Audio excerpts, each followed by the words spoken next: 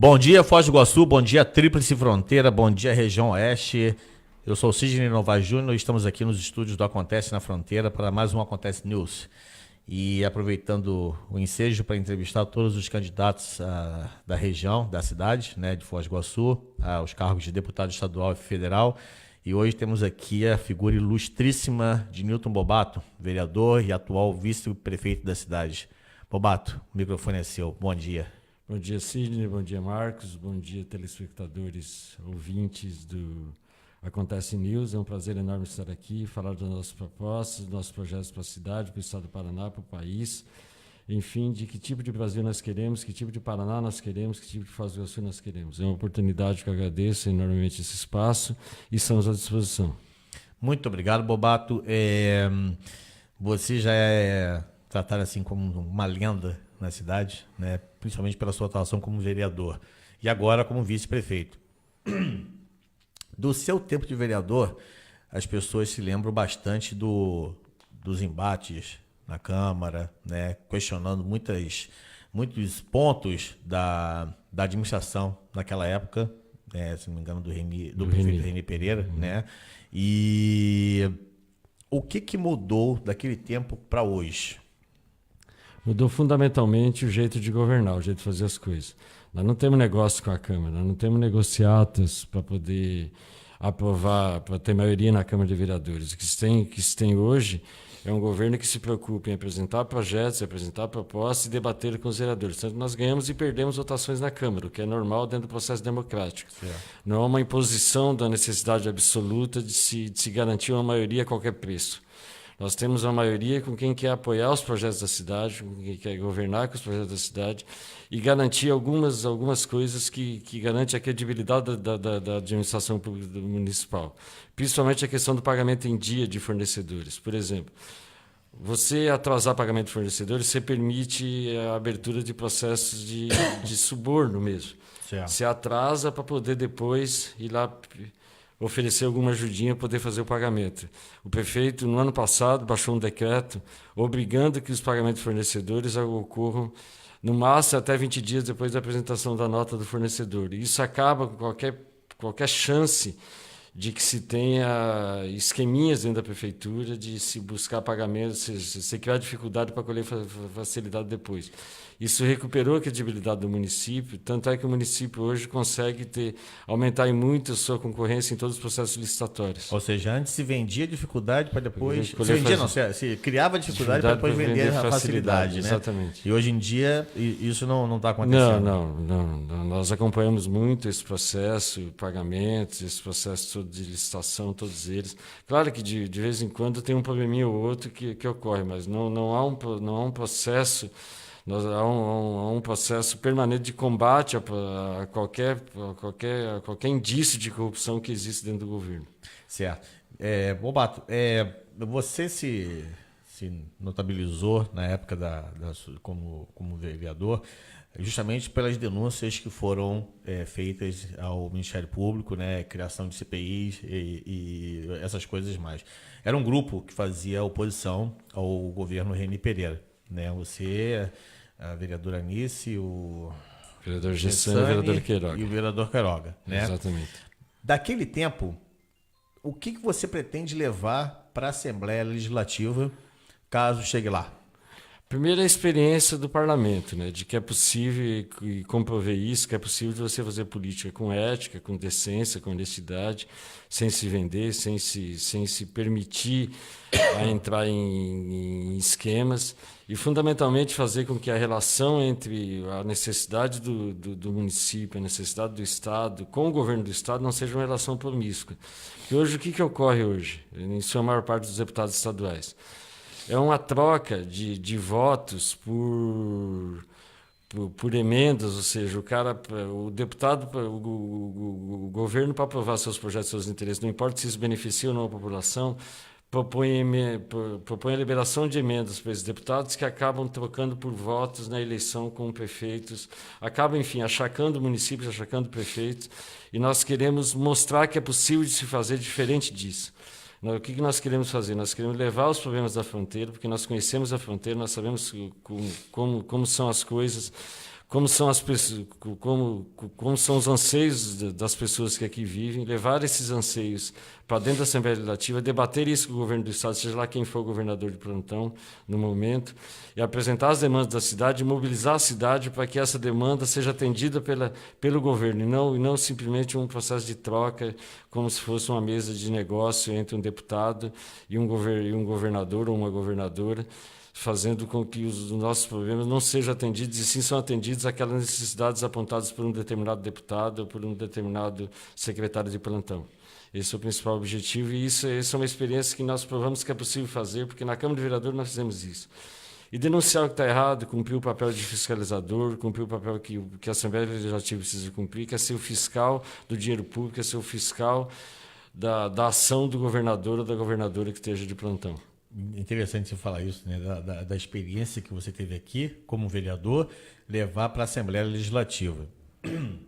Mas há um ponto que eu gostaria de tocar contigo, porque aqui em Foz do Iguaçu, alguns vereadores fizeram exatamente isso, e em seguida surgiu uma operação, inicialmente chamada de Pecúlio, e depois um braço dela chamado Limpoti, que arrastou vários vereadores, inclusive aqueles que estavam no seu grupo fazendo oposição ao prefeito, com a acusação de que faziam oposição mitigada, que eles fantasiavam aquilo, que era um teatro, essas coisas todas.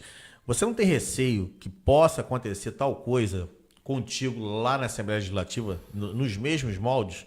Não tem receio. Eu acho assim que o processo político ele é feito de ações, de atitudes. Eu quero lembrar que desde o início do governo Reni, eu sempre fiz oposição. Depois entrou a vereadora Anice, depois vieram os vereadores Queiroga e Gessani.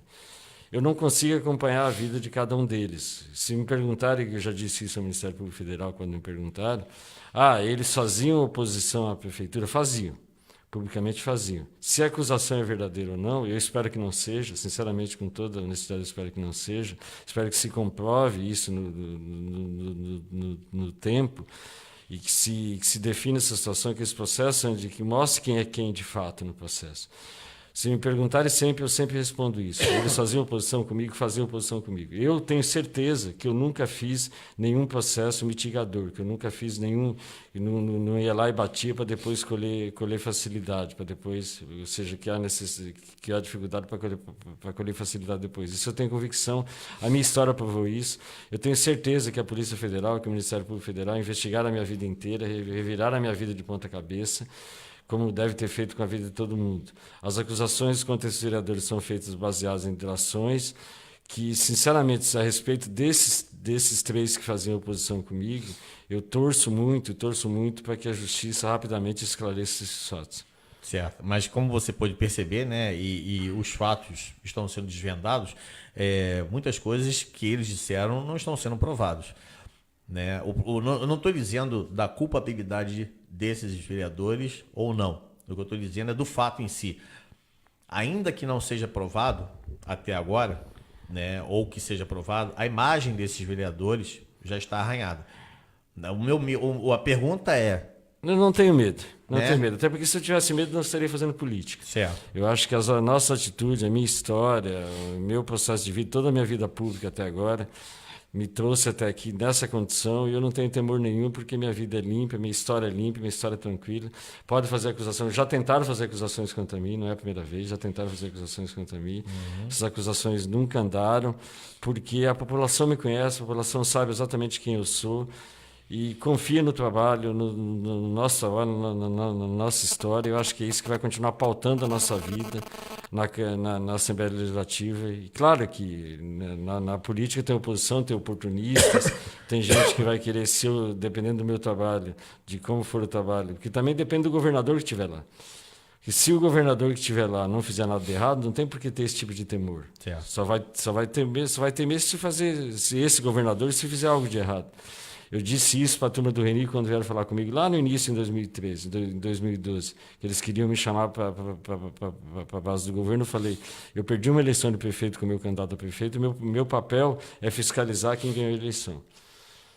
mas nós precisamos de você. Não precisa. Eu falei, se vocês não fizerem nada de errado, vocês não precisam ser o último vereador que vocês precisam se preocupar, porque a favor das coisas certas eu sempre votei, independente de quem era o governo de plantão. E é assim que eu vou fazer na Assembleia Legislativa, ou seja, nós vamos votar a favor das coisas que são boas, as coisas que são complicadas nós vamos debater com a sociedade a posição, e as coisas que são claramente problemáticas, que são oriundas de negociatas, de qualquer esquema, nós vamos denunciar. Então, se o governador de plantão, o governador que for eleito, que eu espero que seja o meu candidato a governador, que é o João Arruda, que seja eleito, se o governador que for eleito cumpriu o seu programa de governo, cumpriu o papel como gestor do Estado do Paraná para a sociedade, não terá nada a temer, com certeza. Não há motivo para temor. Não há motivo né? para temer disso. Ok. E não temos que ter medo de fazer política e de falar a verdade. Se a gente for ter medo de falar a verdade com medo de como pode reagir as pessoas, a política não precisa da gente daí. Certo. É verdade. Você é professor? Sou professor de língua portuguesa, concursado pelo Estado do Paraná. Certo. Boa parte da população de Foz conhece seu trabalho por defender não só a classe de professores, que para mim é a mais importante de todas, né? Sem professor não existem as outras profissões. Claro. Qualquer uma.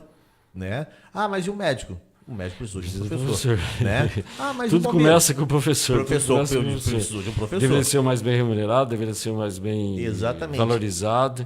E não é assim. E tem um histórico de embates entre a classe dos professores e o governo do Estado aqui no Paraná. Né? Tivemos 2 episódios pesados. Governo Beto Richa. Não, primeiro... lá no Álvaro Dias. Fez 30 anos agora. 88, se não me engano, né? 88. Foi com o Álvaro Dias. Fez 30 anos agora, no dia 30 de agosto. Exatamente. E o ano retrasado, né? Foi com o Beto 2015, dia 29 de abril de 2015. Então, 3 anos atrás com o Beto Richa.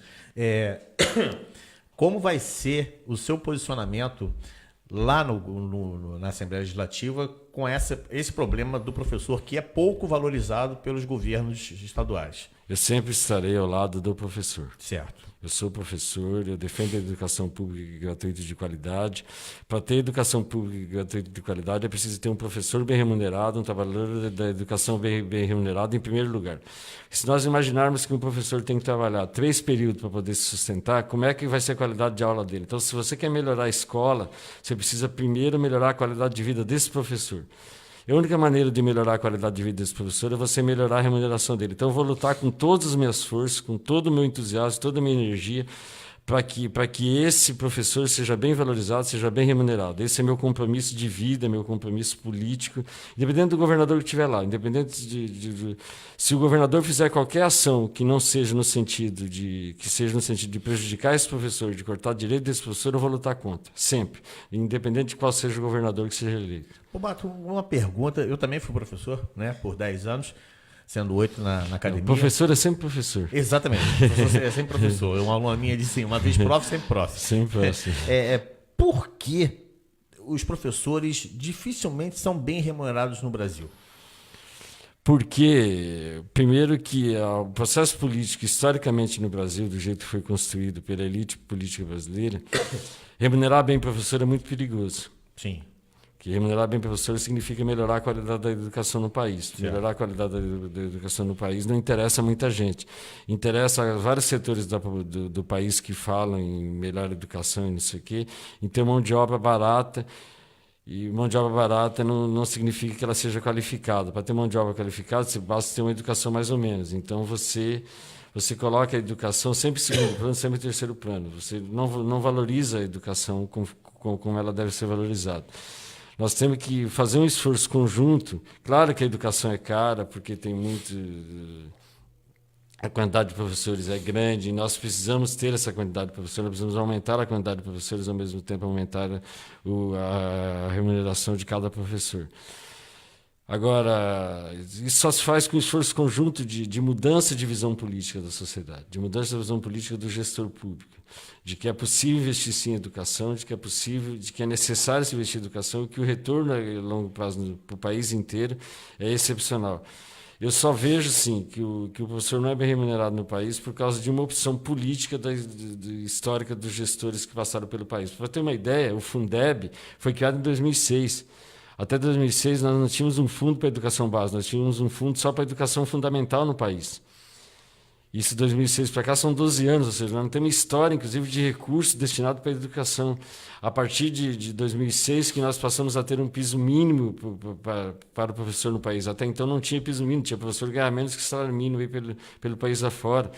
Então são processos que infelizmente foram interrompidos agora com o impeachment da Dilma em 2015, né? Esses processos que estavam em andamento da educação do país, eles foram interrompidos, precisam ser recomeçados, recolocados, construção de melhores universidades, ou seja, você continuar investindo em educação, continuar construindo a estrutura da educação, que você não reconstrói a estrutura da educação que foi por 500 anos abandonada, deixada em terceiro plano. Certo. Deixa eu só parabenizar aqui e agradecer o pessoal que está assistindo com a gente. Marlene Becói, minha querida contadora. Beijo, querida Claudinha Recalde, a melhor confeiteira de Foz do Iguaçu. Está aqui com a gente, presente. Sarita de Oliveira, minha aluna também, né, queridíssima, também lutadora das causas ambientais. Sarita, parabéns. Aliás, beijo pelo Dia do Biólogo. Parabéns a todos os biólogos do Brasil, né? É verdade, parabéns aos biólogos. Né? Estou aqui com um biólogo aqui, não cumprimento. E todos nós muito entristecidos pelo que aconteceu ontem no Museu Nacional. Lá tragédia nacional. Tragédia e fruto do descaso. Fruto do descaso com a educação, fruto do descaso com a cultura, fruto do descaso com a história desse país, com a memória desse país. Exatamente. Não só desse país, porque o museu abrigava coleções do mundo inteiro. Né? Aí as coleções lá de entomologia, herpetologia, memória nós da vamos entender o que eu estou né? falando. Né? Foram todas dizimadas, né? Cultura egípcia e muitos artefatos que lá estavam. Então foi uma tragédia sem precedentes no Brasil na questão de patrimônio público e história nacional e natural, aliás, desculpa, tá? Então, Sarita de Oliveira, beijão e através de você mando um beijo para todos os biólogos do Brasil. Eduardo Liana também está aqui presente. Fernando Sávio, grande abraço, meu querido, né? Luiz Araújo, prazer, a hora do Araújo. Obrigadão pela sua participação, meu querido, um forte abraço. Do Araújo, sim. Uma figuraça, gente boa demais. Todo mundo é gente boa, né? Sim, da melhor qualidade, graças a Deus. Programa, só pessoal muito bacana assistindo, participando aqui com a gente. E daí, aproveitando o gancho, já que você falou de escola, você é um professor e hoje em dia está muito em discussão, muito em voga a questão da ideologia de gênero, né? Assim como a escola sem partido. Obrigado, Marcão, né? Esqueceu de abaixar o volume dele. Tá competindo minha voz 2 vezes no ar. Obrigado, Marcão, mas tudo bem. Vamos lá. A questão da ideologia de gênero e escola sem partido. O que é ideologia de gênero? Explica isso para mim. Então, explica isso, porque eu não sei inventar esse termo. Que diz que tem uma ideologia de gênero sendo pegada nas escolas. Isso é uma besteira tão enorme. Sim. Que até agora não me explicaram o que é isso. O que é ideologia de gênero? Como é que a orientação de gênero da pessoa ela pode ter uma ideologia? Se ela é genética, não tem jeito de ter ideologia de gênero. Então, assim, isso é uma besteira que inventaram para assustar as pessoas, para discriminar as pessoas. Uma besteira que inventaram, uma nomenclatura que inventaram para deixar as pessoas com medo de uma sociedade livre e diversa que precisa ser. E ponto. Inventaram essa história de escola sem partido, para escola sem partido é para que o professor não possa ter opinião. Mas quem pode ter opinião, ou seja, são só o meio de imprensa que pode ter opinião. O professor nunca pode ter opinião. Claro que a família tem que educar seus filhos, claro que a família tem que ser responsável pelos seus filhos, mas imaginar que uma escola não vai ser diversa, que a escola não vai representar o que a sociedade inteira pensa, de todas as ideologias. Agora, ideologia de gênero, para mim, é uma grande palhaçada que inventaram para assustar o povo, é só isso. Uhum.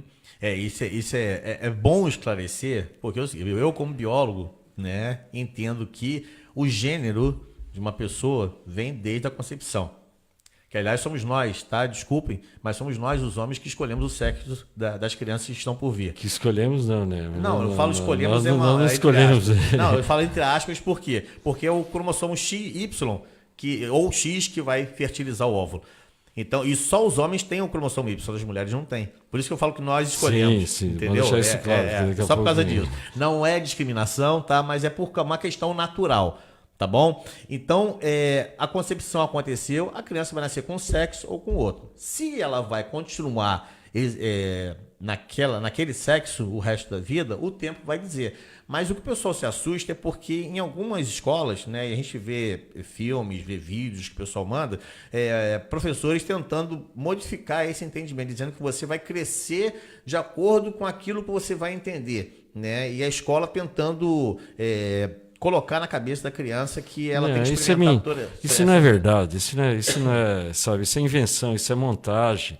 Porque primeiro que ninguém ensina a pessoa que ela vai ser, ela é o que ela é. Uhum. E ela tem que ter o direito de ser o que ela é. Exato. Isso é fundamental no processo. Se você não ensina isso a uma criança, sabe? Eu sou professor, você é professor, já viu algum professor ensinar isso dentro da escola? Eu não. Então, nem eu. Então, assim, não existe isso, você não ensina isso. Você no máximo você conta para essa criança que a sociedade é diversa. E a sociedade é diversa. Sim. A sociedade tem homossexual, a sociedade tem gays, tem lésbicas, tem transexual, tem travesti. Essas pessoas têm que ser tratadas com o devido respeito. Exatamente. Devido respeito, com devido, sem discriminação, tem o direito a participar da sociedade. Porque aqui interessa o amor e o corpo da pessoa, aquela pessoa e pronto, e mais nada. E eu defendo a tese que nós temos que dizer isso para a sociedade, nós temos que respeitar a diversidade cultural, a diversidade étnica, a diversidade religiosa. Certo. Entendeu? Nós temos que respeitar a diversidade religiosa desse país. As pessoas têm direito de ter sua religião, ter sua fé e de não ter sua fé também. As pessoas têm que ter esse direito. Nós vamos construir uma sociedade diversa se a gente disseminar isso. Agora, ninguém vai ensinar uma pessoa que ela vai mudar de sexo. Isso é absurdo, porque esse sentimento de isso é necessidade orgânica de uma pessoa que ela vai definir se ela é hétero, se ela é homossexual, o que ela é. Isso não adianta você chegar a dizer para uma criança, primeiro que ela não vai entender. Por isso que eu digo que é uma grande mentira, porque quando diz assim, vão ensinar as crianças a serem gays. Ninguém vai ensinar. Como é que uma criança vai aprender isso? Se alguém tentasse realmente ensinar esse negócio, é uma grande besteira isso. Só diz isso para a sociedade para construir uma cultura de ódio, uma cultura de violência, porque infelizmente isso incentiva as pessoas a terem ódio, a terem medo dos homossexuais. O que se ganha com isso, nada, absolutamente nada. Não sei mais violência contra gays, mas violência contra travestis. Nós somos o país que mais mata gays no mundo, proporcionalmente. Somos o país que mais mata travesti no mundo. Somos o país que mais prostitui travestis. Por quê? Porque eles não conseguem achar um espaço na sociedade. O único espaço que sobra é a prostituição. São raríssimos aqueles travestis que conseguem ser aceitos na sociedade, ser aceitos como pessoa comum. E não há nenhum tipo de problema. Qual é a ofensa para mim se a pessoa tem um gênero diferente do meu? Tem algum problema? Nenhum problema é isso. Então, assim, constrói uma cultura de ódio para construir isso com objetivo político. Nós estamos vendo na eleição. Isso virou tema de debate da eleição, como se o Estado fosse responsável por isso. O Estado não pode participar desse processo. Assim como o Estado tem que respeitar o direito livre de cada cidadão e pronto. Bobato, deixa eu só fazer uma colocação. Você disse que raríssimos homossexuais... Não, homossexuais não, travestis. Travestis. Homossexuais, nós estamos falando de gêneros diferentes. Homossexual é uma coisa que ele se mantém como no corpo que ele é, com o físico que ele só tem orientação sexual diferente. Certo. O travesti não, o travesti ele muda, assume. Ele se assume, ele não é que ele se assume. Ele não aceita o corpo que ele tem, ele muda o corpo dele, que é um pouco diferente. O homossexual ele mantém o corpo do jeito que ele se aceita como tal. E o travesti não, o travesti muda o corpo, por isso se chama travesti. Tá. É bom esclarecer, porque as pessoas fazem muita confusão com essas terminologias todas, né? Gays, lésbicas, travestis, homossexuais e... Fala mais algum aí que eu não... Transexuais, travesti, gay, lésbica, bissexuais, enfim. Isso. Beleza, tá ótimo. Deixa aqui eu também agradecer a mais algumas pessoas que estão assistindo com a gente. Daniela Volpato, minha querida amiga da Flafoz. Beijo, Dani. Só aproveitando o gancho, pessoal, dia 14 de outubro, tá, vai acontecer a terceira festa, a terceira confraternização da Flafoz, trazendo 3 ídolos da nação rubro-negra. Tá? Dessa vez vem Adílio, Tita e Leandro, né? O melhor lateral direito de todos os tempos, pelo menos o que eu vi jogar. E dia 14, daí, em breve, nós vamos trazer o pessoal da Flafoz aqui também para falar dessa festa, tá bom? Já está se tornando tradição. A gente todo ano faz a festa e reúne centenas de pessoas aqui. É uma coisa muito bacana, muito legal. E a gente acaba fazendo também a nossa ação social, né? Junto com a festa da Flafoz, tem a festa do Dia das Crianças lá na AFA, né? Que a Dani apresentou para a Flafoz. Ficou uma coisa muito legal, uma parceria muito interessante. A gente participa com eles da festa de Natal, Páscoa, Dia das Crianças e todos os eventos que tem do ano brinquedos, né? Brincando com as crianças. É uma coisa muito bacana. Em breve vamos falar mais a respeito dessa festa. Então, também a minha querida Adriana Bertocco Damião, mãe da minha queridíssima aluna Mariana Bertocco Damião, tá? Denis Lima também da Flafoz. Denis, um abração. Denilson Capelito, minha querida amiga, beijo no coração. Querida Marcos Silva, tá aqui presente e assistindo o programa. Obrigado. Meu aluno querido Elton Varenholt também tá aqui presente. Bobato. Mudando um pouquinho o foco da nossa entrevista, né? Você falou da ideologia de gênero, só faltou falar da escola sem partido. O que você pensa? A escola sem partido é resultado dessa mesma farsa que a ideologia de gênero. É uma consequência da outra. A ideia de vender para a sociedade que a escola não pode ter opinião. A escola pode ter opinião. Claro que a escola pode ter opinião. Como é que vai imaginar que um professor não tem opinião? Claro que só que ele não pode transformar aquilo. Só que ele não pode transformar a aula dele na opinião exclusiva dele. Isso nenhum professor faz. Eu conheço professores do estado, do município, das universidades. A construção da história didática do país ela é feita da diversidade de opiniões. E você impedir que o professor tenha sua opinião, a mesma coisa de você impedir um padre de ter opinião, a mesma coisa de você impedir um pastor de ter opinião, a mesma coisa de você impedir que qualquer agente que atue com a sociedade livre, eles têm o direito de ter opinião e pronto. Claro que a opinião não pode superar a didática, claro que a opinião não pode superar o material pedagógico, isso não acontece em momento nenhum. Você imaginar, isso é uma construção de mobilização que se tenta impedir que a escola cumpra o seu papel, que é formar cidadão livre, cidadão com as consciências livres. Certo. O pessoal está entrando aqui, está assistindo, mandando um bom dia. Obrigado. Maximiliano Guerin, que já esteve aqui com a gente também, né? Mandando um bom dia aqui. Sérgio Cunha, meu querido Galo, também da Flafoz, obrigado. Outro companheiro da Flafoz, o Luiz Carlos, está assistindo. E falta só uma pessoa que eu queria muito... Flafoz é do Flamengo? É do Flamengo, exato. Puta, gente... Os caras perderam pro Ceará ontem, né? Vamos pular essa parte, né? Vamos voltar só para aqui pro programa. Deixa isso aí para depois, né? Fazer o quê? Um abraço a todos os flamenguistas, entendeu? Continue seguindo o líder, tá tudo certo. Então, eu queria mencionar uma pessoa que eu gostaria muito que estivesse assistindo. Não sei se ela assistiu o link aqui, que é a minha querida Flávia Veiga, também da Flafoz, e já me confessou várias vezes que é sua leitora. Flávia Veiga, grande abraço, Flávia. Isso, exatamente. Professora, e eu gostaria muito que ela estivesse assistindo. Se ela não assistir, vou deixar o recado. Flavinha, como a gente chama carinhosamente, né? A hora que você puder, né, assista o nosso link aí, porque vai ser muito bacana. E aí temos aqui uma pergunta do Max Gellen.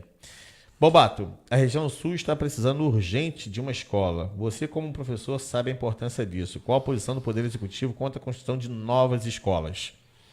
Escola na região sul, ele está falando de escola municipal? Bom, ele só colocou isso, né? Escola... o Luiz Carlos perdeu o seu voto. Deixa eu complementar aqui.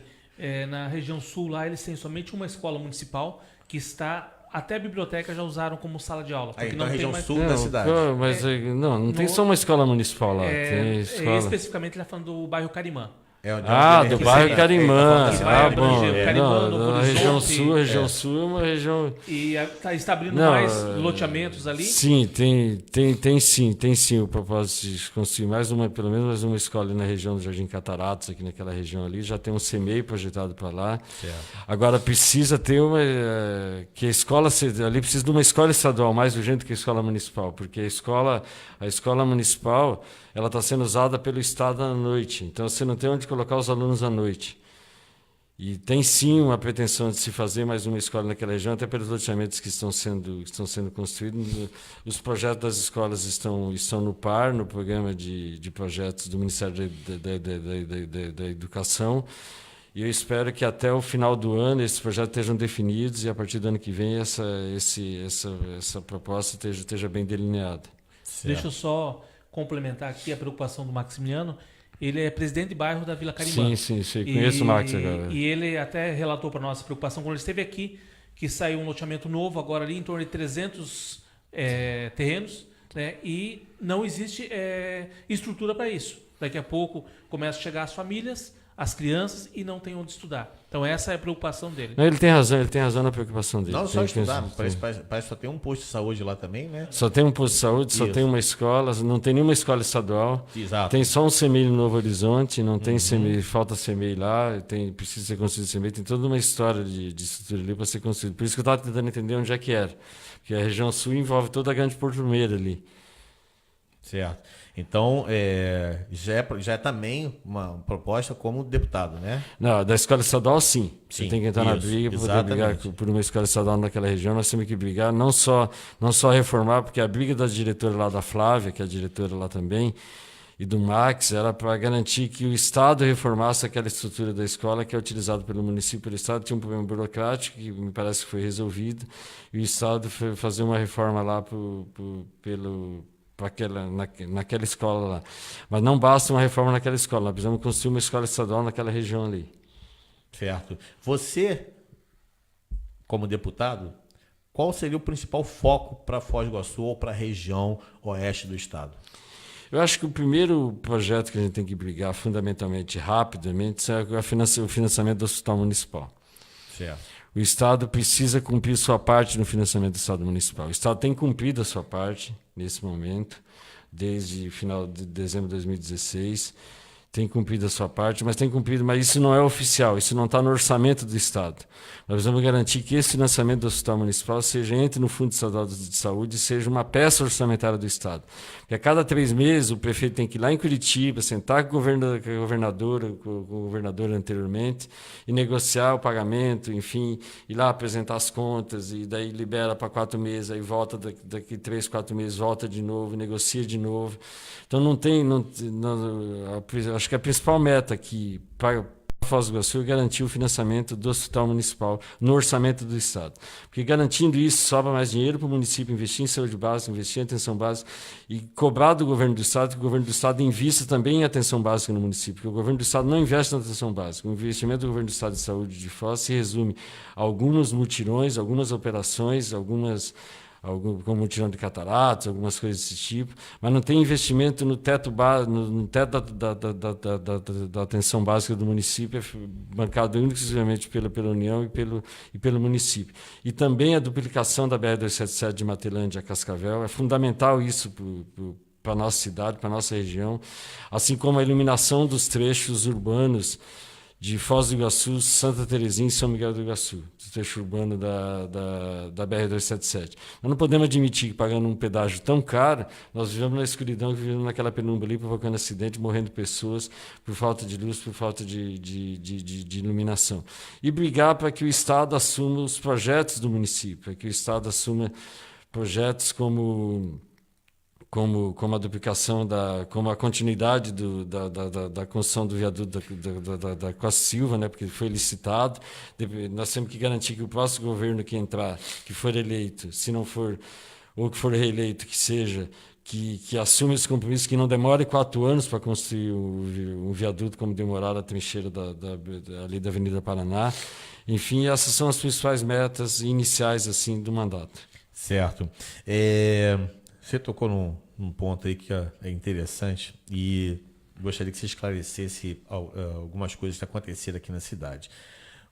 Como vereador, você fiscalizou e denunciou muitos pontos em relação à saúde aqui na cidade, certo?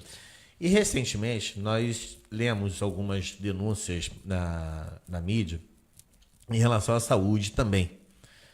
Né? Temos aqui a denúncia da Cristal Link, né? A antiga secretária repassando informações privilegiadas para comerciantes. Isso foi no bojo de algumas investigações que vieram à luz por causa das investigações. Né? O vereador que foi preso, né? Participando de alguns esquemas fraudulentos em relação à saúde. Como é que você enxerga tudo isso agora? Isso no passado recente, né? Não você mais como vereador, mas como vice-prefeito. Nós cumprimos a função que nós tínhamos que cumprir. Nós rescindimos o contrato, Certo. o município rescindiu o contrato, abriu um processo de auditoria interna que está em andamento, Certo. do processo, ou seja, cumprimos a função que o Executivo tem que cumprir. Havia denúncia, há denúncia, o Ministério Público Federal está investigando, nós estamos auxiliando o Ministério Público Federal nas informações que são necessárias ter para a investigação. Não fizemos pré-julgamento, a ex-secretária Inês continua jurando inocência, saiu do cargo para poder se defender, Certo. é o direito dela.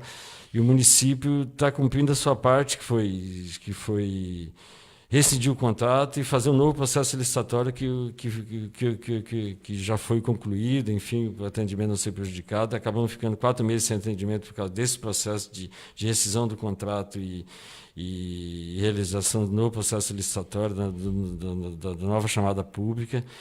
Enfim, o processo que cabia ao município foi feito e está sendo feito com a devida transparência, com a devida coerência, com a devida... E assim que tiver o processo investigatório pronto, concluído, se tiver que punir alguém, nós vamos fazer os processos que têm que ser encaminhados da maneira como tem que ser. Certo, até porque para evitar que aconteça o que aconteceu em Santa Terezinha, né? Exatamente. Que o pessoal não obedeceu à lei de licitações, contratou em regime de urgência, né, na visão deles, e depois foi penalizado com uma condenação por improbidade administrativa. Não, nós estamos tomando todos os cuidados do mundo, temos uma equipe muito competente, tanto no setor de compras, como na Procuradoria, que nos orienta todo o tempo sobre cada um desses processos.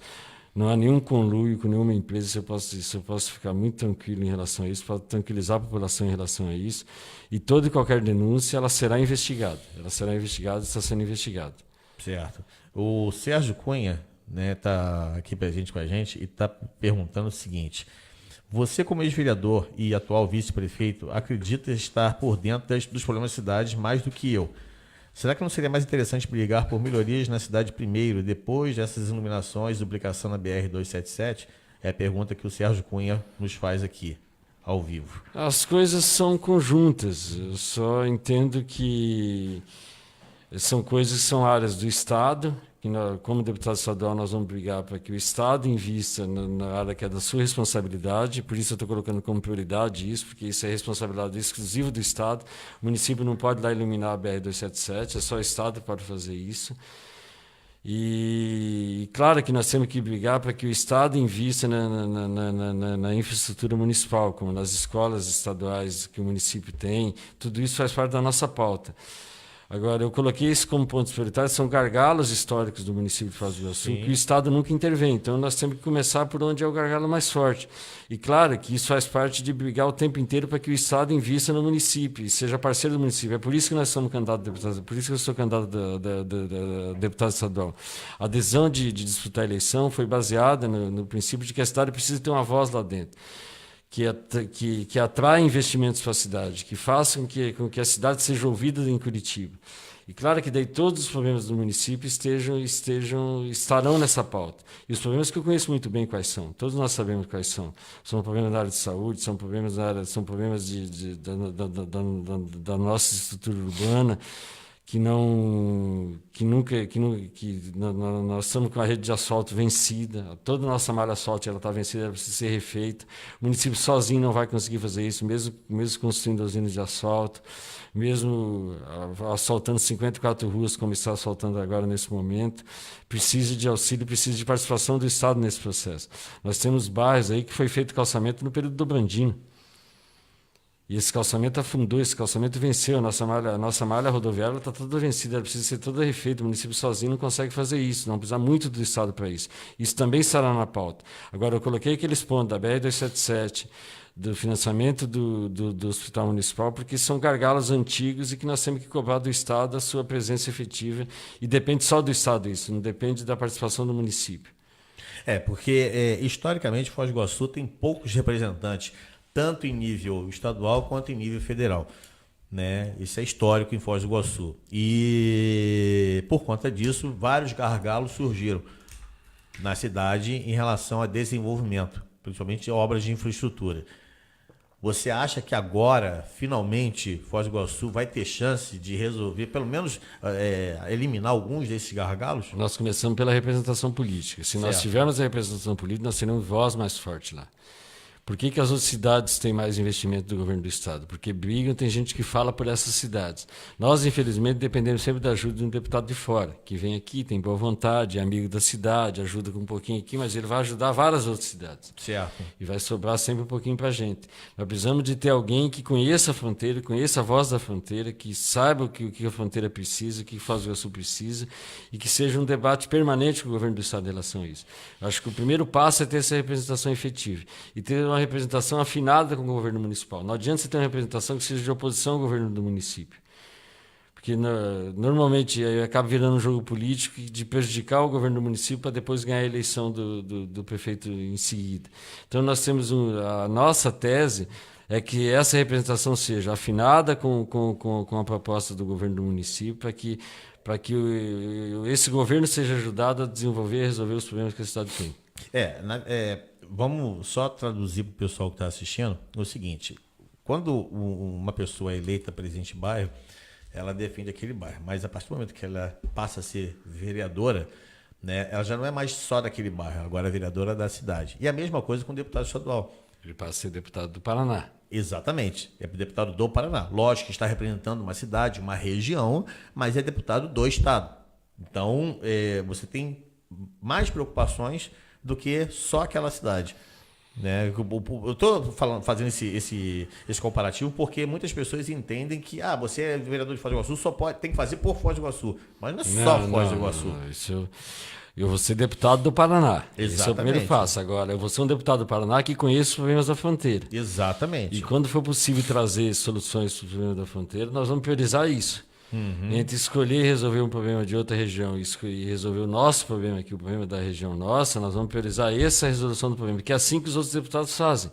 Certo. Normal, é justo, é legítimo que eles vão brigar pela região que eles conhecem, pela região que eles representam, pela região que é a maior parte da sua votação.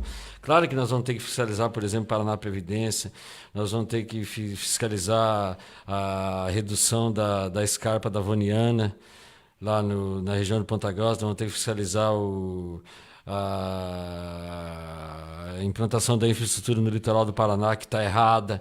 Nós vamos ter que fiscalizar, nós vamos ter que lutar contra esses pedágios abusivos. São pautas estaduais que nós conhecemos bem, que nós vamos lutar por isso. Assim como nós vamos lutar por uma educação melhor e de qualidade que vale para o estado inteiro, não é só para Foz do Iguaçu, mas nós temos as pautas específicas da nossa cidade. Foz do Iguaçu paga um preço muito grande por não ter essa representação que fala essa voz da cidade. Só para emendar no que você está falando, nós temos uma malha ferroviária que vem só até Cascavel. E querendo ou não, de Cascavel até Foz do Iguaçu, ainda tem. Que poderia ter, se tivesse uma voz brigando por isso o tempo inteiro. Nós podemos ser essa voz que vamos brigar por essa pauta. Essa é uma pauta mais complexa, que exige infraestrutura, que não acontece da noite para o dia. Nós temos que brigar, por exemplo, tem agora o projeto da ferrovia que vem de Dourados até Cascavel. Por que não fazer o braço para cá? Certo. É importante que se ligue Guaíra, que se ligue Dourados, é importante, mas é também importante que se ligue Foz do Iguaçu, que se ligue o Paraguai por aqui. Então só vai falar isso quando tiver uma voz lá dentro, porque se não tiver ninguém da fronteira lá que conheça a nossa pauta, que conheça a necessidade da fronteira, os projetos vão continuar sendo feitos de Curitiba, baseado no entendimento de algumas pessoas, em um projeto estadual que não inclui a nossa fronteira. Nós precisamos ter essa voz lá permanente lá dentro. E uma voz, repito, afinada com o governo do município. Certo. Afinada com o governo do município, nós temos que falar a mesma voz da cidade. Tem algumas perguntas chegando aqui. Vamos fazer. Vamos tentar ser um pouquinho rápido, né, nessas questões. Quanto tempo nós temos? Nós já temos 15 minutos, né? Então dá para a gente falar mais um pouquinho. Você falou que tem que estar afinado com o governo municipal, né? E alguns setores, alguns segmentos da mídia vêm tratando o atual prefeito Chico Brasileiro da forma lenta com que certos problemas são resolvidos na cidade. Você atribui essa lentidão? Não existe lentidão. Existe um jornal que fala isso, não os setores da imprensa. Certo. Existe um jornal que fala isso. Não existe setores, não existe lentidão. Os problemas, nós pegamos uma cidade devastada, uma cidade destruída por um governo que foi tudo que, como vocês sabem, tudo que aconteceu aqui na cidade. Nós tivemos 6, 7 meses para colocar a cidade em dia. Pegamos o governo na metade do ano, ou seja, em maio.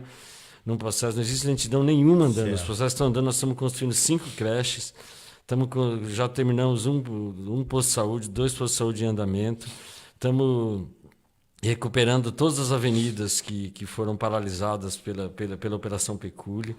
Todos os processos de andamento, asfaltamos 54 ruas, implantamos uma operação tapa-buraco, que tapou todos os buracos da cidade. Claro que vem chuva nova, vem buraco novo, e você tem que continuar tapando. Sim. Acabamos com o problema do mato da cidade, você não tem mais reclamação de mato na cidade. Resolvemos o problema da iluminação pública. Então, pagamos os médicos em dia, regularizamos todo o pagamento dos médicos, pagamos 64 milhões de dívidas no ano passado. Então, não há lentidão no governo, as ações estão em andamento e só não vê quem não quer.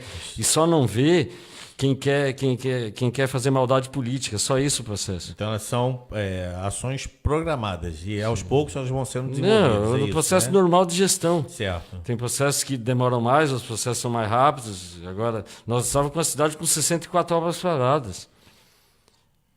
A maior parte dessas obras foram retomadas, estão em andamento, os projetos estão em andamento, os processos estão em andamento. Basta andar pela cidade e ver.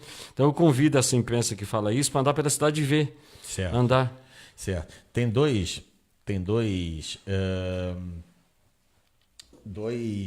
problemas, vamos dizer assim, mais emergentes, ou melhor, desculpa, mais urgentes, que o povo anda comentando e querendo uma solução imediata por parte do governo municipal.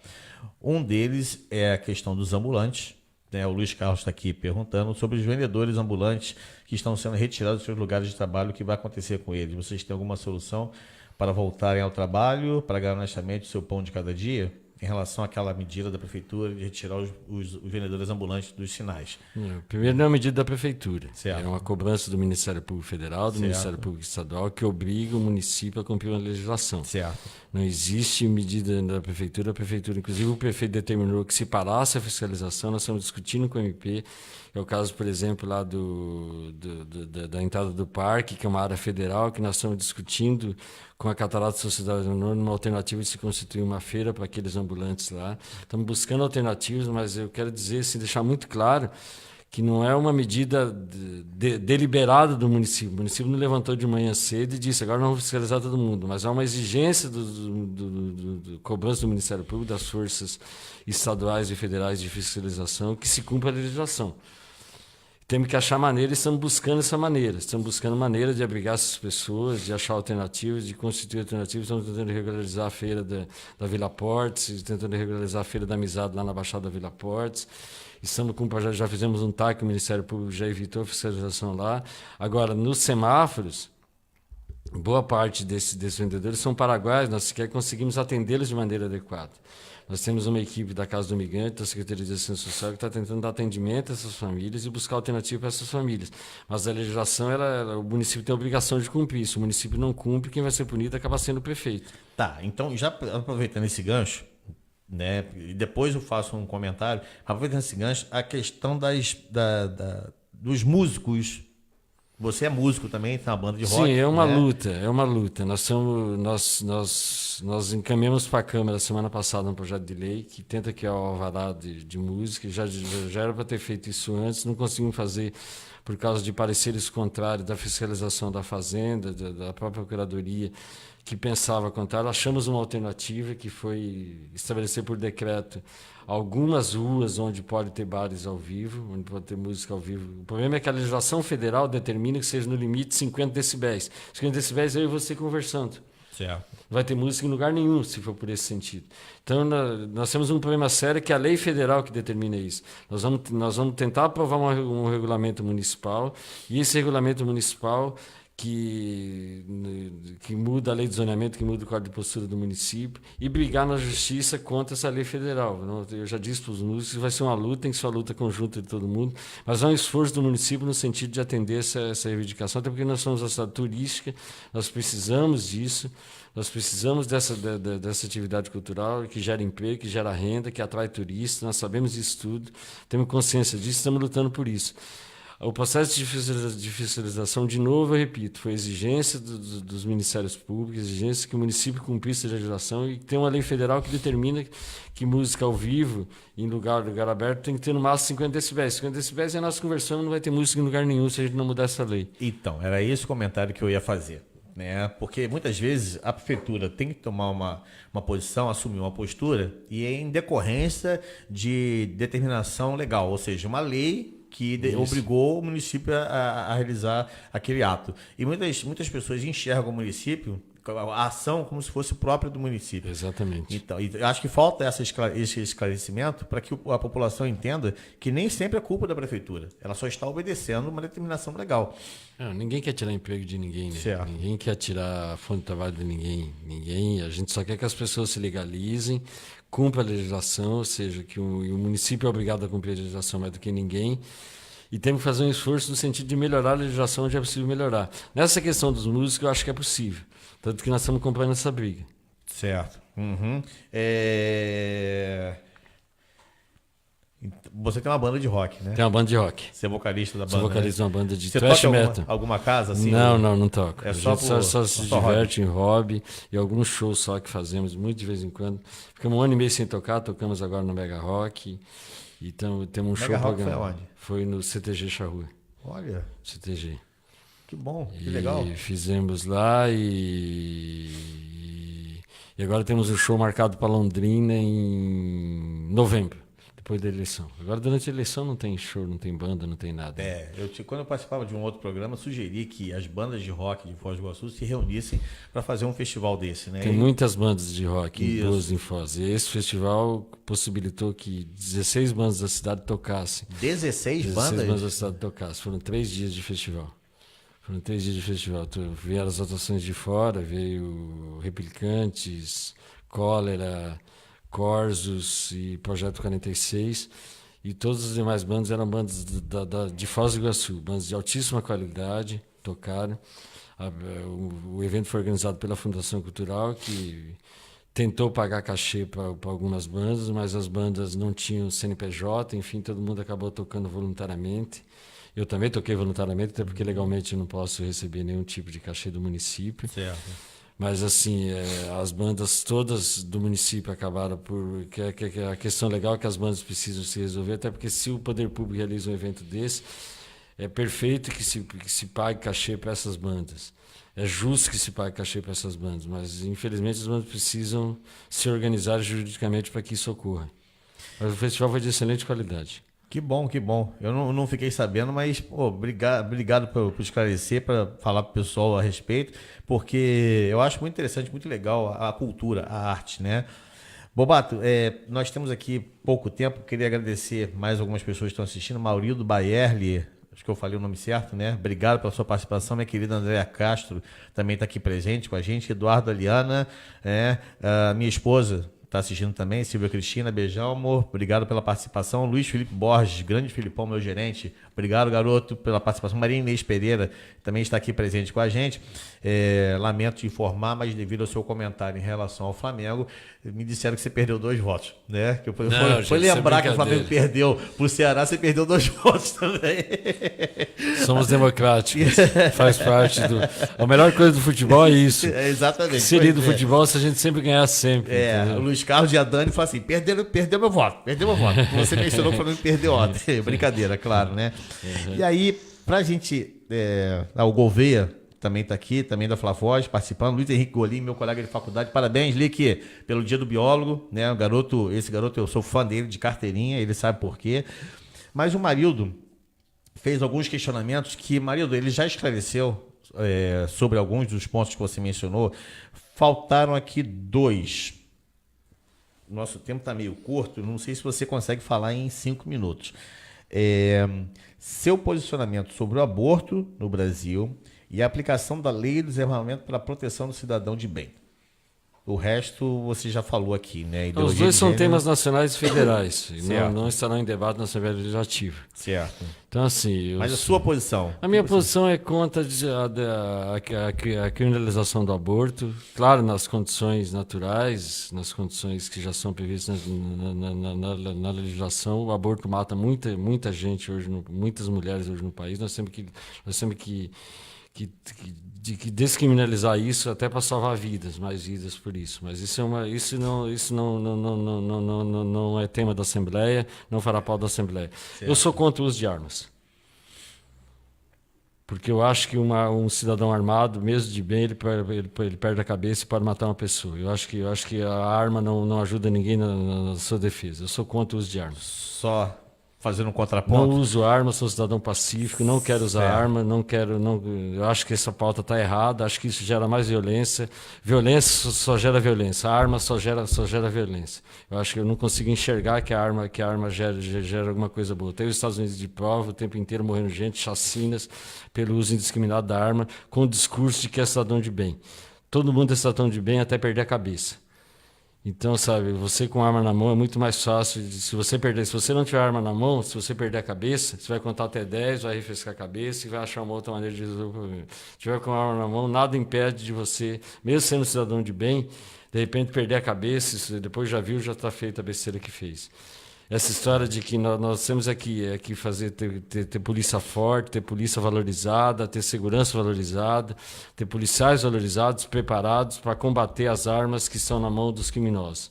E não armar toda a população para transformar isso numa guerra. Isso para mim é muito claro, isso, sabe? Muito claro. Eu sou um cidadão pacífico, não uso arma, não quero usar arma, não vou usar arma. Certo. Beleza. Só aproveitando aqui, tinha uma outra pergunta que acho que passou batida.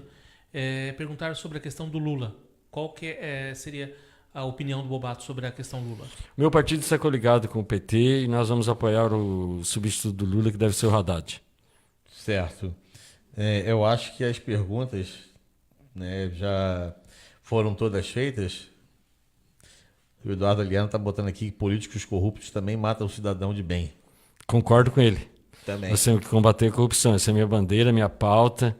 Minha luta permanente o tempo inteiro, minha vida provou isso, que a luta contra a corrupção. A corrupção também mata a gente de bem, claro que mata.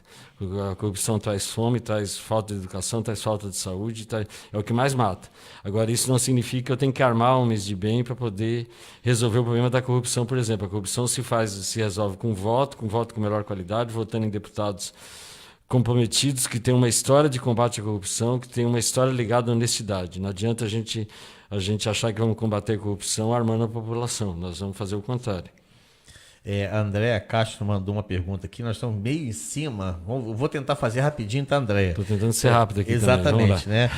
Porque nosso tempo já está bem curtinho, né? Ela falou assim: gostaria de saber o que vocês estão fazendo a respeito das associações de moradores, né? Porque sempre teve cursos para os mais carentes e vários tipos de ajuda à população, mas sem o apoio da prefeitura. As associações, muitas estão abandonadas. Ela do Morumbi, né? E está falando que nós do Morumbi 1 e 2 nem temos mais associações. Como é que vocês... São dois fatores. Primeiro, depende da sociedade organizada querer se organizar enquanto associação. Quanto ao município, o que nós fizemos? Nós aprovamos uma lei na Câmara que vai permitir ao município regularizar a posse dos terrenos dessas associações de moradores que estão, em sua maioria, em terrenos irregulares, que não pode ter projeto, não pode ter CNPJ, não pode ter estrutura, que o município possa fazer convênio com essas associações.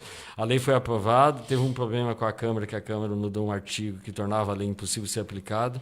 Nós conseguimos convencer a Câmara a mudar esse artigo, a alterar esse artigo, que demorou um pouco, atrasou um pouco o processo. Como eu disse, o nosso debate com a Câmara é feito de debate, de convencimento. A Câmara, então, demorou um pouco mais, mas se convenceu de achar um meio termo entre a proposta deles e a proposta da Prefeitura. A lei está alterada e ela está começando a ser aplicada agora, nesse mês. Ela está começando a ser aplicada nesse mês, que é regularizar a posse desses terrenos das associações de moradores que estão todos irregulares hoje na cidade, e a partir daí possibilitar que o município tenha convênio com essas associações para poder fazer o trabalho delas. Bobato, eu gostaria que você, infelizmente, nosso tempo acabou. Tem que pedir meu voto. Exatamente, isso que eu ia falar, ainda, né?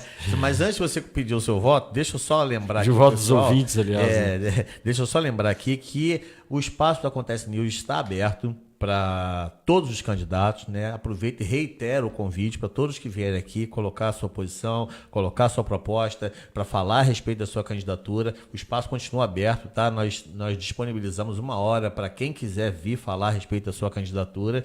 Hoje foi a vez de Nilton Bobato. Bobato, seu número, seu partido, né? E suas considerações finais, por favor. Meu número é 65650, meu partido é o PCdoB, estamos coligados com o PDT e Solidariedade na eleição para deputado estadual, para governador com João Arruda, senador Roberto Requião e Nelto Fedrich, E minha principal defesa da necessidade da Assembleia se renovar, e se renovar de fato. Rapidamente, assim, a Assembleia Legislativa ela é composta hoje, metade da Assembleia Legislativa, dos 54 deputados, 27 são herdeiros de políticos. E a outra metade é gente que se reelege a cada ano e vai mantendo uma estrutura quase patriarcal dentro do Poder Legislativo paranaense. Nós precisamos mudar isso, precisamos mudar com uma voz que represente a nossa cidade, que conheça os temas da fronteira e que absolutamente esteja comprometido com as questões sociais, com a decência na política. A minha história prova que eu tenho esse tipo de compromisso, que eu sou comprometido com a decência na política, com a honestidade na política e com a construção de um projeto coletivo em prol da cidade, em prol do Paraná, em prol do Brasil. Por isso eu peço o voto de todos vocês. No 65650 para deputado estadual, nós temos 6 votos. O voto para deputado estadual é o segundo voto, primeiro deputado federal, depois deputado estadual, 2 votos para senador, 1 voto para governador e 1 voto para presidente da República. Então, se vocês puderem contribuir com a cidade, pensar na cidade, pesquisar a minha vida, pesquisar a minha história, vocês vão entender que nós, além de ter a candidatura mais viável entre as candidaturas colocadas da cidade, é a candidatura mais comprometida com os projetos de avanço com a cidade, com a decência na política da cidade. Por isso, agradeço imensamente a audiência de vocês, a paciência de quem nos ouviu, a compreensão de vocês, peço energia, as boas energias para que nós tenhamos uma boa eleição. Agradecer o Sidney, agradecer o Marcos, agradecer o Acontece News, pelo espaço dedicado, porque é assim que nós conseguimos a democracia no país e na nossa cidade. Obrigado mesmo a todos vocês. Eu que agradeço a sua presença, a sua participação, gostei muito, vi uma grata surpresa também, porque eu só conheci o Bobato de televisão, né, e alguns, oi, boa tarde, boa noite. E aos flamenguistas, meu abraço fraterno, entendeu? Luiz Carlos, Daniela, viu, todo mundo da Fla-Foz está assistindo. A Dani, inclusive, está aqui agradecendo o programa, é ótimo, desejando boa sorte para você nas eleições. Obrigado, tá? Dani. E a Rita Cássio Toledo também apareceu aqui para dar um positivo para a gente. Obrigado pela sua participação. Gente, muito obrigado. Como vocês viram, não viajei, né? Acabei ficando aqui. As coisas mais urgentes têm preferência em cima da minha qualificação. Depois a gente faz isso. E obrigado pela participação de todos vocês. Amanhã estaremos aqui de novo com mais um Acontece News e mais um candidato. Tá ok? Muito obrigado a todos. Tenham uma ótima segunda-feira.